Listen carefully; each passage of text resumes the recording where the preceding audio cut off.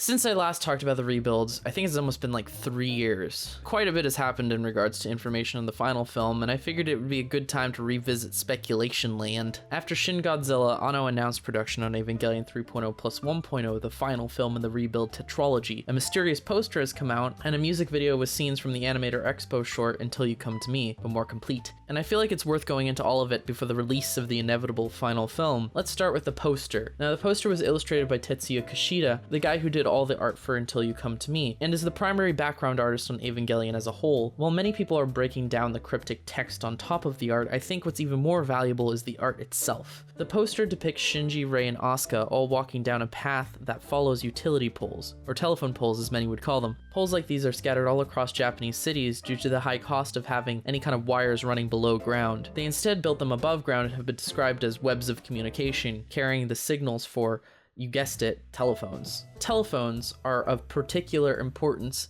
in the rebuilds. In 1.0, Shinji is first shown using a telephone before he's being disconnected, and while this is a tribute obviously to NGE, I think it's still valid and continues on to the rest of the films. Shinji is a character in the rebuilds that can't really communicate with others easily. In 2.0, Asuka is shown connecting to Misato and Rei through phone calls. Shinji, however, is unable to connect to his father in 2.0 using a cell phone, and then he can't connect to anybody in 3.0, while everyone else is using phones. Phones, even more so than NGE, are an important symbol of communication in the rebuilds. In Until You Come to Me, Shinji is shown walking alongside these phone poles. Asuka is obviously leading Shinji and Rei to reconnect with Misato and her crew, and I think what Shinji might find there is a way for he himself to connect to everyone again. My guess is that this is going to be the core theme of Evangelion 3.0+1.0, reconnection or rebuilding relationships. New footage can be found in Sakura Nagashi's music video released on the official Utada Hikaru channel and directed by Kazuya Tsurumaki, a co-director of the EVA rebuilds. In the music video, many shots from Until You Come to Me make it into the video, but strangely are much more completed to match a finished product like 3.0. All Tsurumaki did for his direction of Beautiful World, another Utada Hikaru music video, was add overlays of character art over CGI buildings, so this seems like going the extra mile for whatever reason. New shots completed from Until You Come to Me or wholly original include a brand new sky animation, a shot of Shinji's entry plug,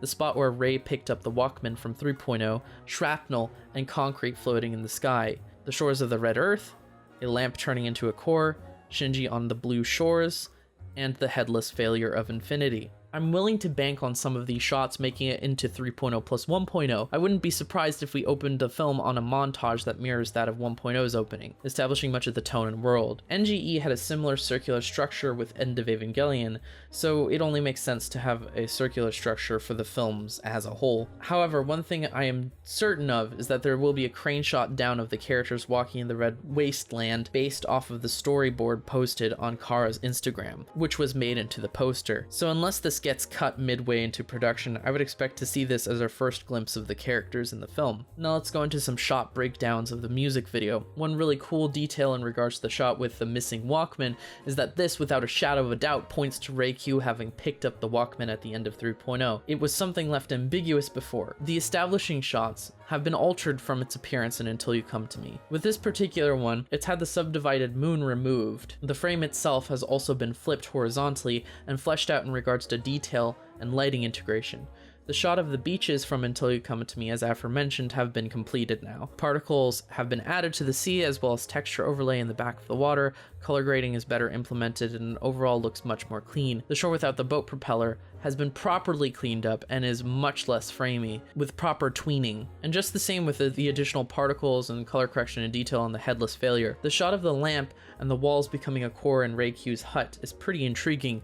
My gut tells me that this particular moment would have taken place during 3.0 during the impact ceremony. The scene with Shinji on the blue shores is also probably the most eye-catching one from the original Until You Come to Me short, having fully rendered character animation that's new. The backgrounds for this segment are clearly done by Tetsuya Kishida, and they haven't been touched up at all since the airing of Until You Come to Me for Sakura Nagashi. Someone did, however, turn down the saturation and contrast and add slight blur to the footage. It's definitely the most incomplete part of the music video. We do, however, hold on Shinji longer than the original short, meaning that there was more animation here than we originally thought. I wonder if this scene has been put on the chopping block since a lot less has been done to this to integrate it with 3.0's footage, but at the same time, I do feel like we're going to see something like this in the final film. Regardless if any of this appears in the film or not, it's certainly fun to wonder about. If you want to know more details about what I think of these shots and what they mean per se, then check out my older video on Until You Come to Me. Now, according to Kara's short film they released on their YouTube channel 3 months back, The Big Turnip, I don't think we'll have much more waiting to do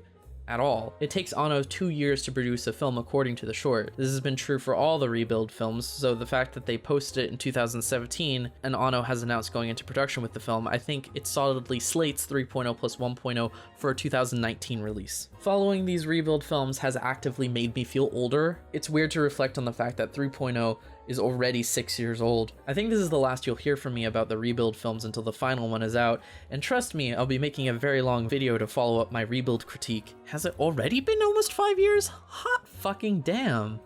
Okay, well, thank you all for following me on this YouTube adventure for this long of a period of time. A big warm hug to my patrons. I couldn't be making these videos without you guys. I want to wish you all happy holidays and a bright New Year's. Goat Jesus out.